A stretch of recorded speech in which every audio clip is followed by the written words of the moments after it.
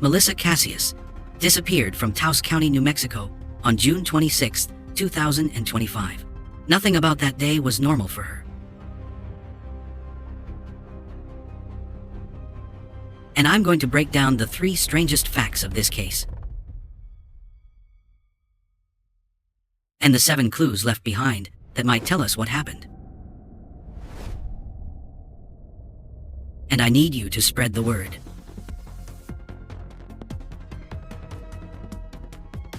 Here's what we know based on police reports that we obtained. On 26 de junho de 2025, 53-year-old Melissa Casias drove herself and her husband Mark to Los Alamos National Laboratory, where they both worked similar shifts.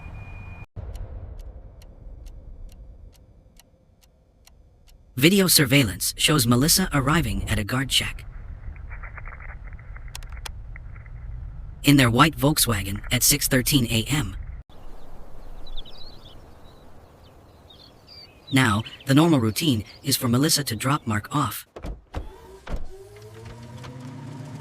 at his building, go to hers, and then pick him up at the end of the day. But today was different, right from the start. Strange thing number 1, at 6:20 a.m., instead of going to her scheduled shift, Melissa's white Volkswagen is seen leaving the Los Alamos National Laboratory property. Strange thing number 2, Melissa sends an email to work saying something came up with her daughter, and she was going to be a little bit late. Something came up with... But this is bizarre, because there is nothing in the records that I've seen that would suggest anything did come up with her daughter Sierra. She's at home and she wakes up at around 7:30 a.m. for her own work shift. Surprised to find her mom at the house. And when she asks why her mom is home, we get strange thing number 3.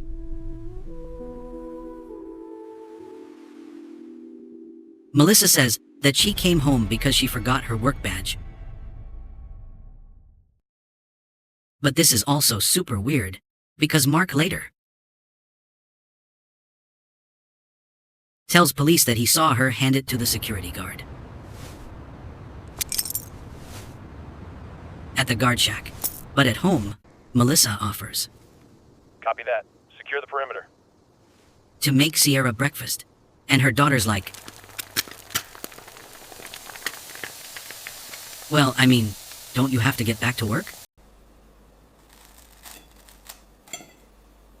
And she basically tells her like, you know what? No, I'm already late. Plus, Melissa says she might just stay home the whole day because she had errands to run. And then Sierra goes off to work and everything seems fine. At around 11 a.m., Mark needs their shared car. But he can't reach his wife on the phone when he tries to call her. Now, it's unclear why Melissa wasn't answering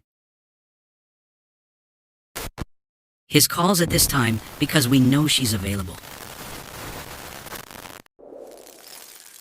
We know this because around lunchtime, Melissa goes to a Subway and buys a sandwich that she drops off to her daughter at her work just before 1 p.m. Video footage collected by police that we've obtained confirms that she was in this area. Now, her daughter says that they talk and steal everything. Seems fine. At some point that day, Mark gets a call from Melissa's supervisor asking where she is. And Mark says this is when he first realized that she wasn't at work, and he becomes concerned that maybe he doesn't have a ride home, but he's not overly worried yet. He contacts their daughter, learns that Sierra had seen her mom that day, and so he asks Sierra to see if she can get a response from Melissa about whether or not he should catch a ride home with a friend. Mark tells police that Sierra said, "Yep, Mom says find a ride home." By 2:34 p.m., any texts going to Melissa's iPhone aren't being delivered in the normal way. They're delivered in a green bubble, not blue, which means either the phone doesn't have an internet connection or its iMessage is disabled. Concerned, Sierra leaves work and she gets home by 3 p.m. And this is when things really get weird. When their daughter gets to the house, she sees her parents' shared Volkswagen in the driveway, and she finds odd clues left behind in the house. Clue number 1. The door to the house is locked, but all of Melissa's things are inside, including her keys, and according to a police report, they're told no other keys are missing that could have been used, along with her keys and her purse, her work phone, No missing her keys. personal phone, Checklist. even All her present. old phone, are all there at the house. Clue number 2. Her phones weren't just left behind. Both of her personal cell phones had been factory reset, completely wiped. Now, once Mark gets home and he sees everything Sierra found, he calls police to report his wife missing. And here is part of that 6-minute call. New Mexico State Police.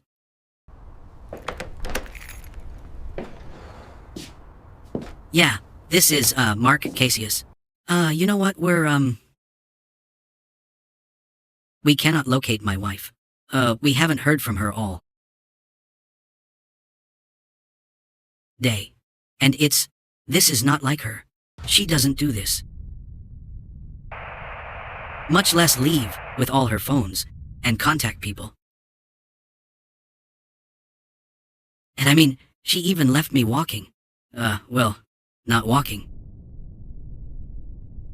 I had to get a ride with one of my friends.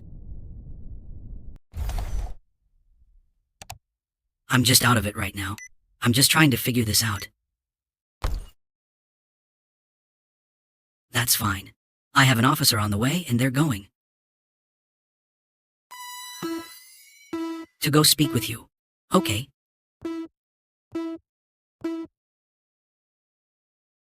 Okay, thank you.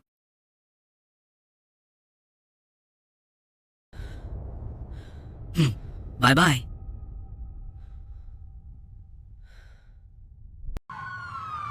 When police begin taking statements, they learned that Melissa and Mark were struggling financially. She and her husband kept separate accounts.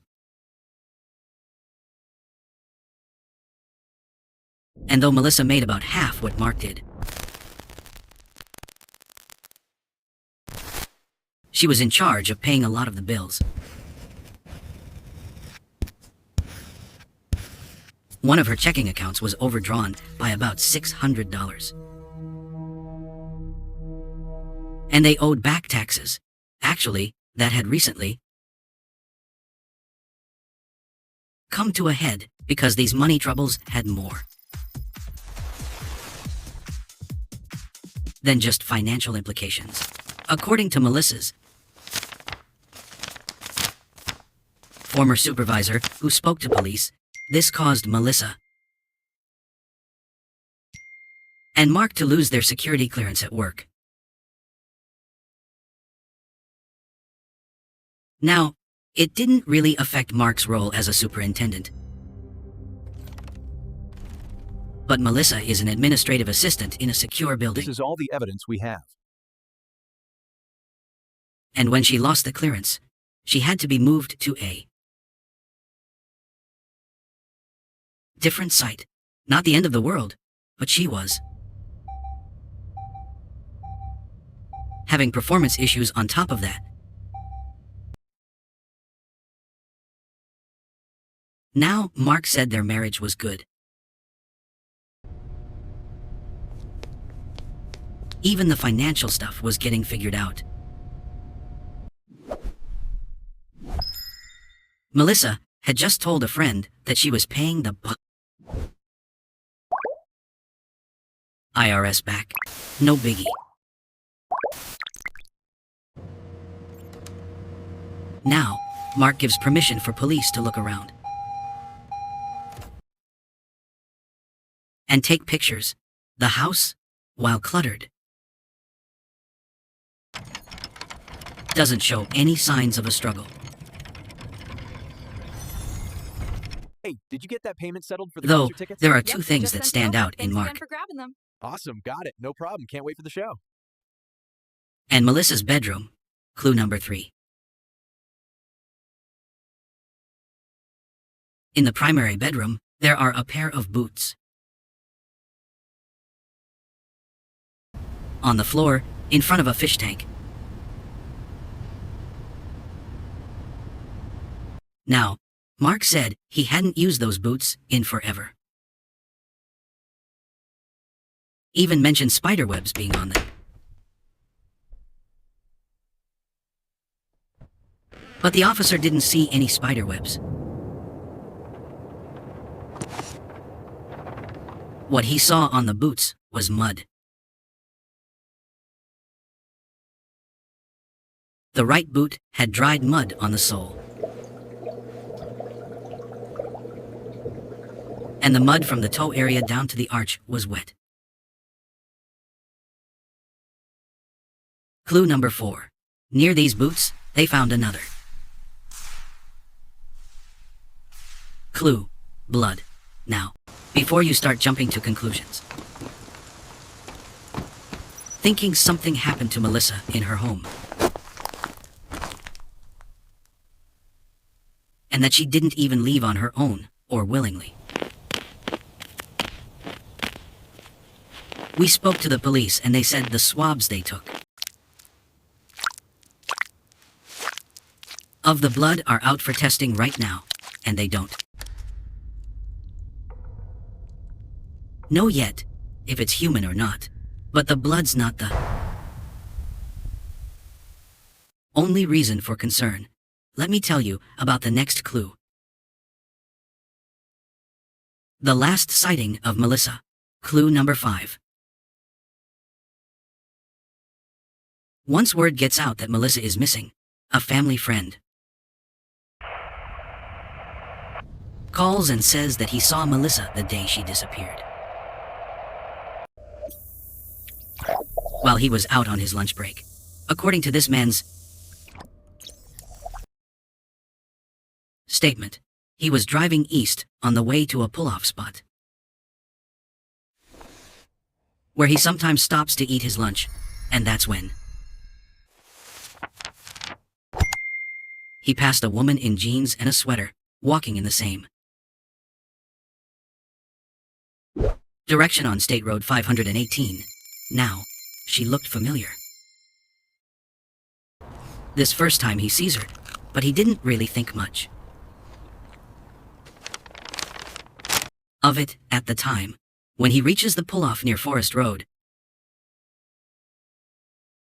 he pulls out to eat his lunch, and he calls his son. This is at 2:19 p.m. And then after he's called his son, So glad we stopped here. Me too, it's perfect. he sees this woman again. She passes by him, walking briskly, head down. And this is when he's pretty sure it's Melissa. She's skinnier than he knew her to be, but we know from another person who police interviewed that she'd actually lost a lot of weight recently since she'd been put on thyroid medication. Hey, son, how was school today? Now, was good, Dad. this spot is about a 47-minute walk from their home, per Google Maps. So, it wouldn't be that odd for her to be there. Especially because she was known to take long walks.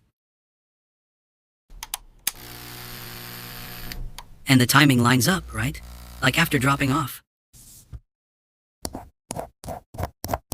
the sandwich to her daughter, she could have gone home, then set out on that walk, and made it to that spot he sees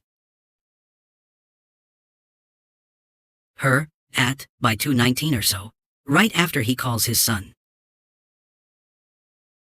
Now, to be sure, when this guy finishes his lunch, he gets back on the road, drives further east. He sees the woman is still walking, and when he passes her, this time he is sure of it. It was Melissa Casias. And before you start questioning the family friend, police later get surveillance footage from a house right by, where he was eating lunch that day, that shows Melissa walking east at exactly 2:18 p.m. Now, by the time he realized that it was her, he couldn't just stop. He had to keep driving, but he wanted to stop and talk to her, see if she needed anything. So, he found a place to turn around and drove to the area that he expected her to be at if she had kept walking in the same direction. But when he got there, just moments later, Melissa was gone. Which brings us to what might be our next clue. I'm going to call it clue number 6. The man tells police that where Melissa should have been, he saw a newer model, maybe like 2020, dark blue Dodge Ram, long bed pickup truck in good condition with tinted windows. The truck was gaining speed like it had just been stopped prior, and was driving east on State Road 518. So, was Melissa walking away from her life? Did she walk out there to meet someone who picked her up? Or was she just going for a long walk, like she was known The suspect vehicle is described as a black pickup to truck, do when she was possibly a met with Ford foul play? F-150. It has noticeable damage to the front bumper. Now, I think it's the latter because of the final clue. when a couple who knows Melissa was out participating in searches for her, they found a pile of clothes on the side of State Road 518 near the Amoli Road intersection. This is a 15-minute drive from where the blue truck was spotted. And the clothes are found in the same direction that it was heading. Now, at the time, the couple wasn't sure if the jeans and sweater they had found were Melissa's, but the woman who found them said that there was a hair tie, like cinching the jeans. And that was something that Melissa was known to do after she lost weight. Now, police told us that the items found didn't match the description of what Melissa was last seen wearing. So, they told us they haven't sent the clothes off for any sort of testing, though. They still should have them in evidence should future testing be necessary. And that's it. There have been no sightings of Melissa Casias after 2:18 p.m. on June 26, 2025, but we are continuing to report on this. So, expect an in-depth story on this case coming soon. To Crime Junkie Podcast, and if you have any information you want to share with us for that episode, email us tips@audiochuck.com. With every day that passes by, her family grows more and more desperate for answers. And they actually had a message for Melissa or anyone who has any information about her disappearance. I go to bed thinking about her, wake up in the middle of the night. Same thing, thinking about her. Where is she? Breaking news. What we would love is if someone out there knows something. Gains, with tech stocks leading the rally. To be brave, if they have any love in their heart, to think what it would be like to go through something like this. And if they would just think about that, of what we're going through, and that they would please try to have the heart to come forward and respond. Anything that they would give. A tip of some kind. To let us know so that we can, so she can Message. Seeking information. be found. That's all we need. We need to find her. We need to know where she's at. She's my little sister. I need to know where she's at. I can't stop looking for her. I won't stop looking for her. She needs us to find her and bring her home. We will figure this out together. Please, if anybody knows something out there, please If you come have any information, anything at all, please come forward. forward, and we really, really appreciate it. Police are also asking for help. Anyone who lives in or may have been in Taos County, specifically in Talpa Location pin unknown. or Ranchos de Taos, or anyone traveling on or near New Mexico State Road 518 on the 26th of June 2025. Please check any surveillance cameras you have, or dash cams. We're looking for any sign of Melissa, or anything that appears out of the ordinary. If you have footage to share, or any tips, you can call the New Mexico State Police. Dispatch at 505-425-6771. Through Crime Stoppers and her family, there is $7,500.